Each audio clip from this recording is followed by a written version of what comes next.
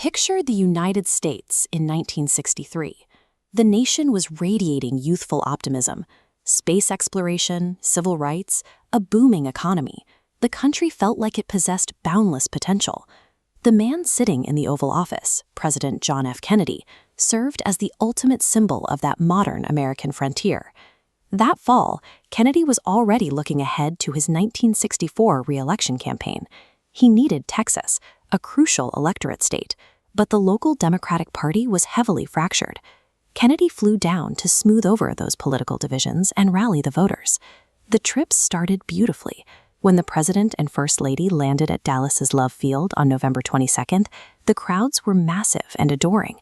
Because it was an unseasonably warm, sunny morning, the security detail made a fateful decision. They chose to leave the plastic bubble top off the presidential limousine. The motorcade crawled through downtown, flanked by citizens sometimes packed 10 deep on the sidewalks. Eventually, the cars made a slow, awkward turn onto Elm Street, entering a wide open area called Dealey Plaza. Over on a concrete pedestal, a local dressmaker named Abraham Zapruder held up his 8mm home movie camera and pressed record. As the president waved to the cheering onlookers, the sharp, cracking sound of gunfire echoed across the plaza. In exactly 6 seconds, the celebratory atmosphere dissolved into complete chaos.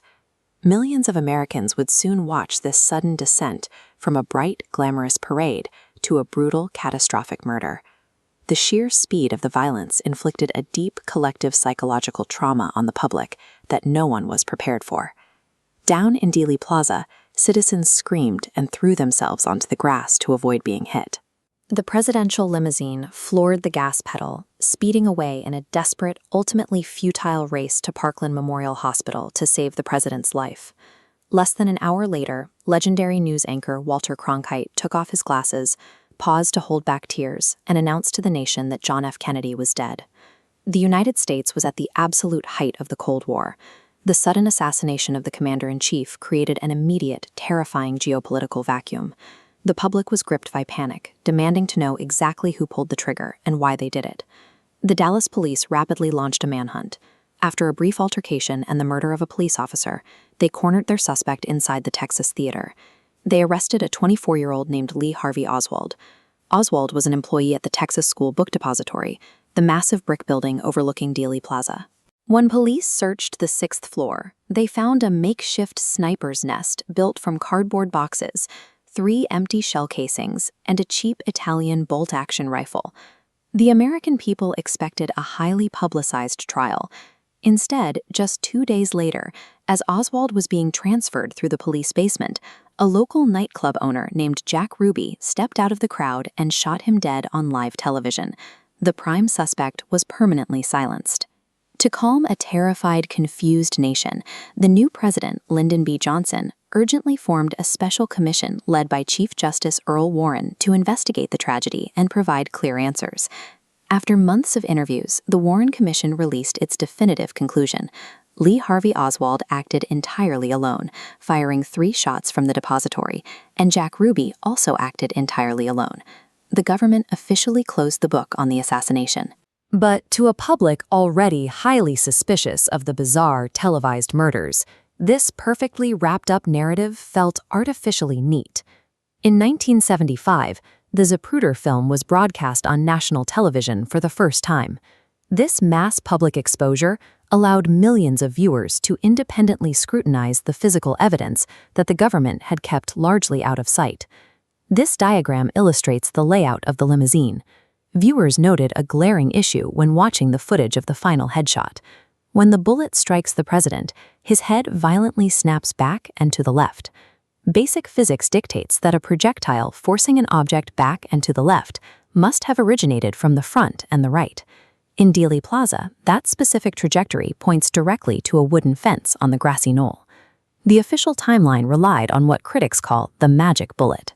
To maintain the lone gunman thesis, a single bullet had to strike Kennedy in the back, exit his throat, pause, turn, strike Governor Connally, break a rib, shatter his wrist, and embed itself in his thigh.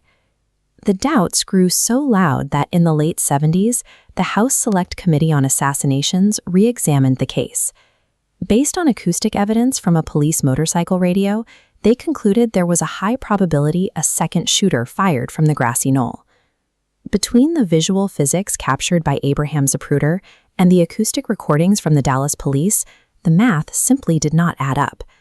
The single shooter thesis became logically unacceptable to a massive portion of the American public. The skepticism only deepens when you examine Lee Harvey Oswald's background. He was a trained Marine Corps sharpshooter, yet he loudly proclaimed himself to be a Marxist.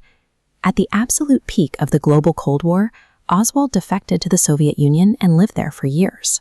Then, inexplicably, the U.S. government allowed him to return to America with virtually no interference or interrogation.